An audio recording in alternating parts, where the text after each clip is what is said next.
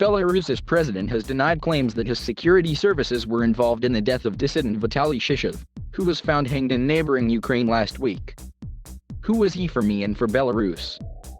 For us he was simply a nobody, President Alexander Lukashenko told reporters.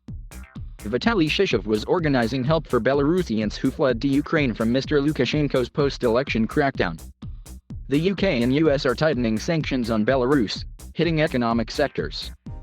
They include potash and petroleum products, key sources of income for Mr Lukashenko's regime, as well as financial services and transport. He and his top aides are already under Western sanctions. There were anti-Lukashenko rallies after the disputed vote a year ago.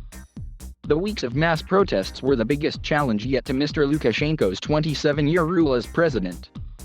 Last year police detained thousands of anti-Lukashenko protesters as they broke up the demonstrations, using batons and tear gas.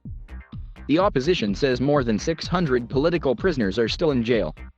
Monday's news conference, televised live, was his first such appearance during the political crisis, an event officially named The Big Conversation.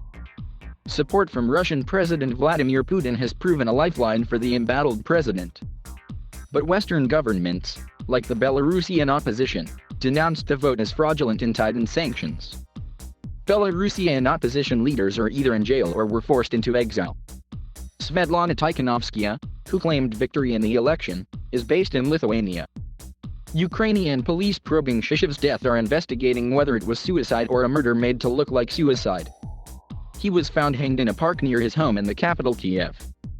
Colleagues in his organization, Belarusian Home in Ukraine, suspect that Lukashenko agents were involved, and say Shishov had been under surveillance. The case of Belarusian Olympic sprinter Kristina Timanovskaya also grabbed world attention last week.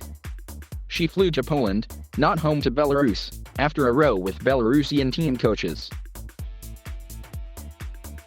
Mr Lukashenko mocked her, saying she took 36th place in her discipline. Say no more.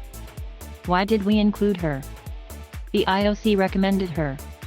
In Tokyo she said there was an attempt to force her onto a flight back to Belarus, a claim denied by Mr Lukashenko, who said there was not a single KGB agent at the Olympics. Looking back to the election, Mr Lukashenko said, "This was not an easy year for us," adding that Belarus had passed a serious test of national unity.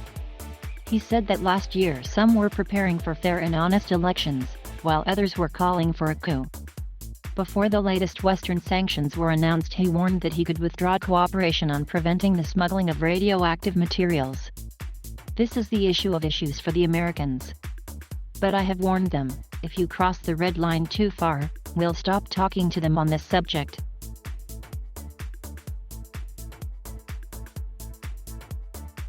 Thank you for watching.